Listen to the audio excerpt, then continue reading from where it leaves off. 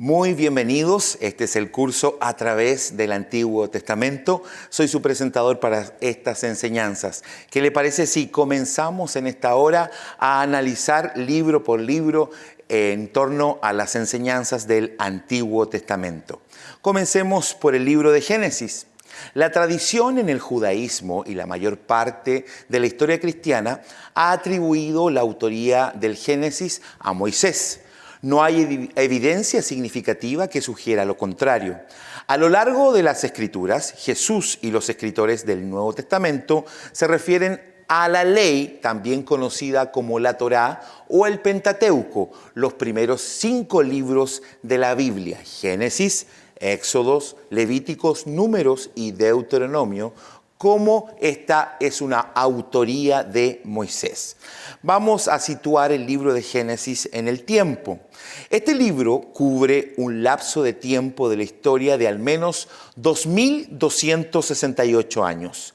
La teoría de algunos eruditos dice que el libro fue escrito por Moisés en algún momento durante el tiempo de los israelitas en el desierto. Los eruditos conservadores sostienen que fue escrito alrededor de 1446 a 1406 antes de Cristo. Veamos los temas que contiene el libro de Génesis. El nombre hebreo para Génesis es Bereshit y proviene de las primeras palabras del libro, es decir, de en el principio. Eso significa Bereshit. En el principio.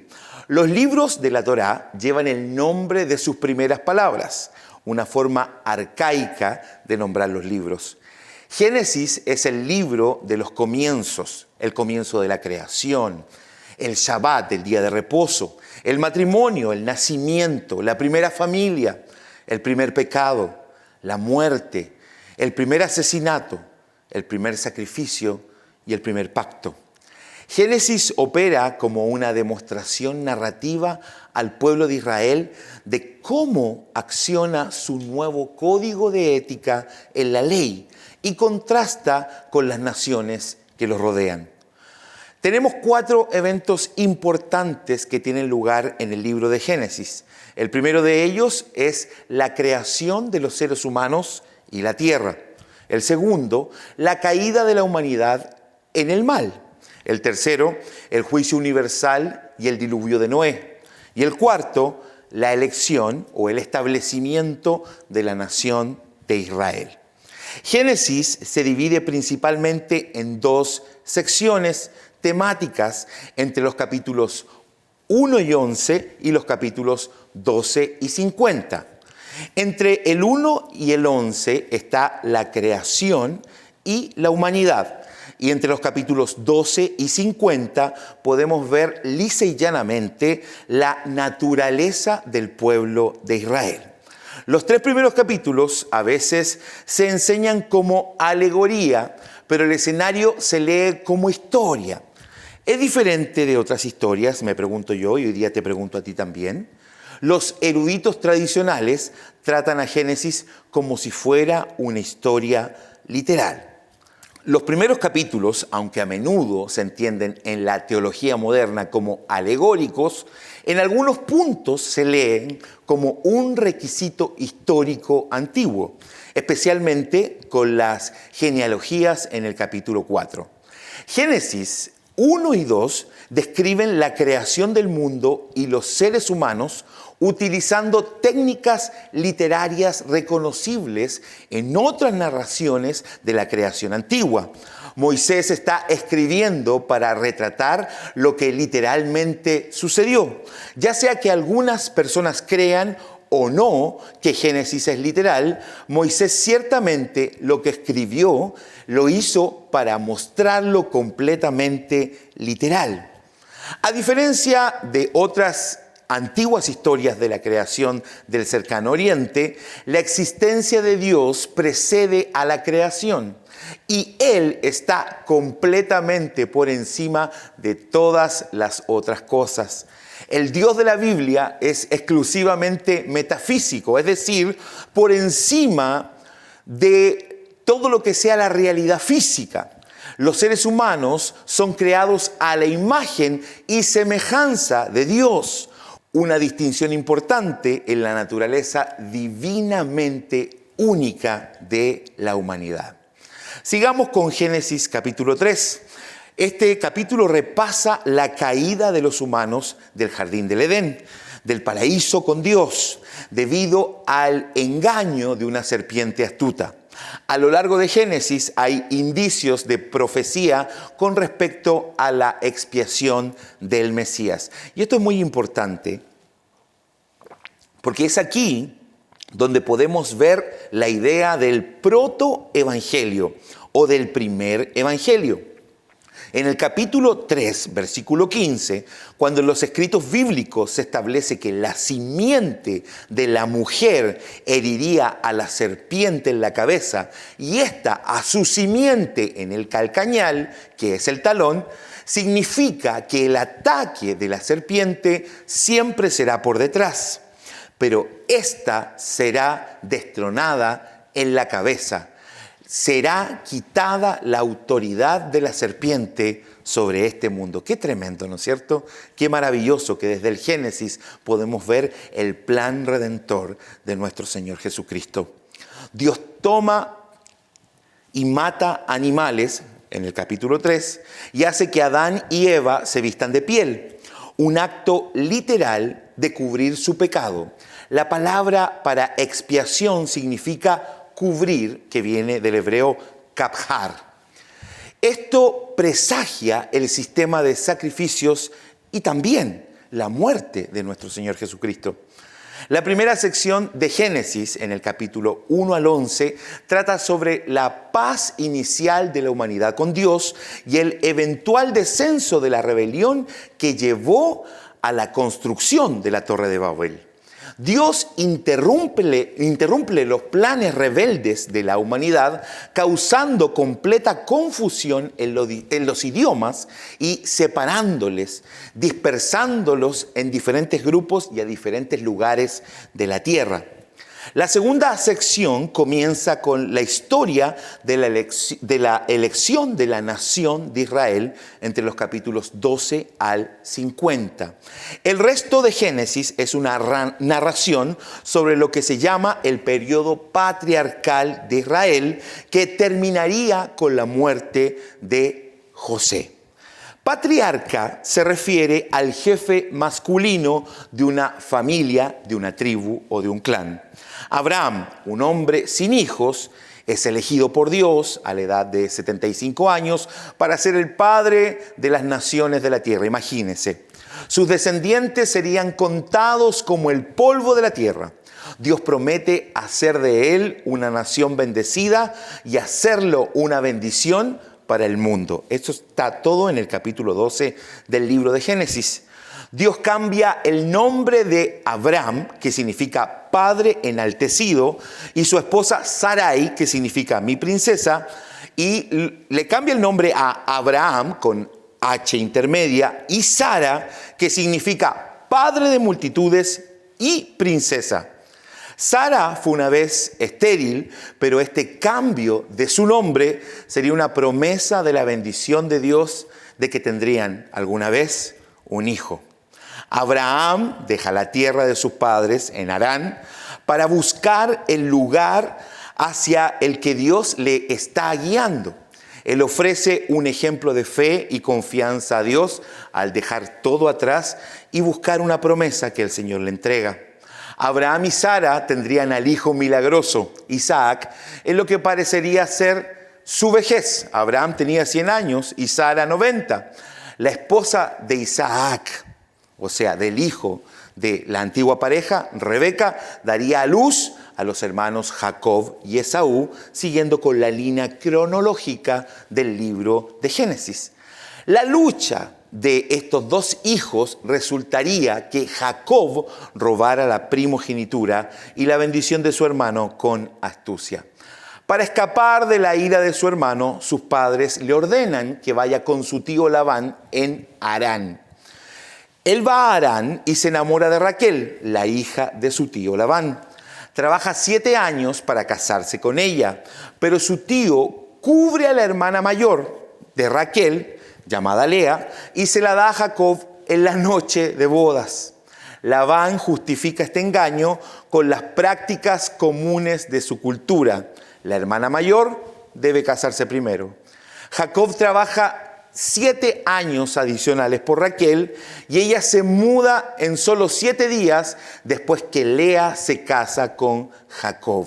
Hay una confusión bíblica porque creemos que Jacob trabajó por Raquel 7 años más, pero eso lo hizo 14 años dentro de la casa de Labán, pero tuvo a Raquel y a Lea en un periodo de 14 días después del primer casamiento con Lea. Entonces, sigamos. Los hijos de Lea con Jacob en su primera ronda fueron Rubén, Simeón, Leví y Judá.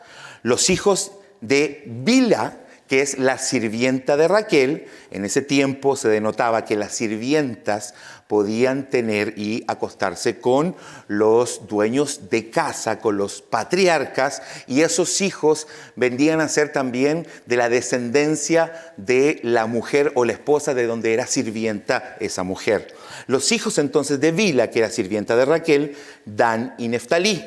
Los hijos de Silpa, sirvienta de Lea, Gad y Aser. Los hijos de Lea en una segunda ronda de hijos fueron Isaacar, Zabulón y Dina, la única mujer que habla como hija de Jacob. Los hijos de Raquel, José y Benjamín. Jacob sería el padre de los 12 hijos de los que descenderían las tribus de Israel. Después de 20 años de reunir riquezas en Harán, Jacob quería volver a la tierra de su padre con su familia, pero tuvo que hacerlo sin que Labán lo detuviera. Como dice Génesis, Labán lo persigue y los dos llegan a un acuerdo. Jacob se entera de que el clan de Esaú viene a su encuentro después de muchos años y después de Jacob haber engañado a su hermano, quitándole la primogenitura. Jacob se prepara para una confrontación inminente con Esaú.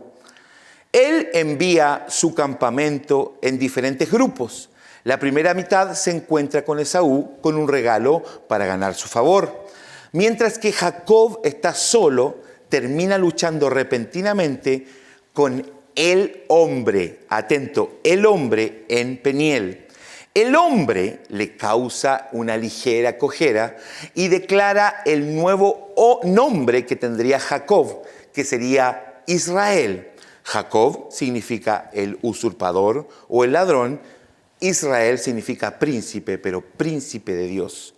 Sobre este nombre y sobre ese hombre también es que Jacob dice que ha luchado con Dios y el hombre, pero él ha prevalecido. Jacob dice que ha visto a Dios cara a cara. La cojera le recuerda que no tuvo éxito por su propia fuerza, sino por el poder de Dios, y también que siempre tendrá un caminar único, puesto que va a tener que cojear para el resto de su vida. Porque no es que Jacob sea grande al luchar con Dios, sino que Dios es misericordioso con Jacob al darle una oportunidad. Siguiendo con la historia, Esaú se encuentra con Jacob y lo abraza. Y los dos no tuvieron ningún conflicto registrado después de esta reunión. Debido al favoritismo de Jacob por Raquel, su hijo primogénito José fue favorecido por Jacob por encima del resto de sus hijos. Debido al favoritismo que Jacob mostró a José, sus hermanos, como muchos de nosotros sabemos, llegan a odiarlo. José tiene un sueño profético de que él es exaltado por encima de los miembros de su familia, lo que hace que sus hermanos lo odien aún más. Después de un incidente de burlas a sus hermanos por eludir su trabajo, los hermanos de Jacob lo capturan y lo venden como esclavo y como resultado termina en Egipto. José, después de un tiempo, se convierte en el sirviente principal de la casa de Potifar, capitán de la guardia de Faraón, una figura de gobierno en la clase alta de Egipto. Es encarcelado por la falsa acusación de abuso sexual de la esposa de Potifar, todo lo contrario de lo que verdaderamente sucedió. Y permanece allí durante años.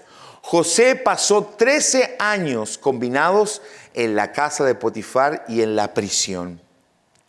Finalmente es llevado ante Faraón para interpretar un sueño que indica que llegarían 7 años de abundancia seguidos por 7 años de hambruna a Egipto y Canaán.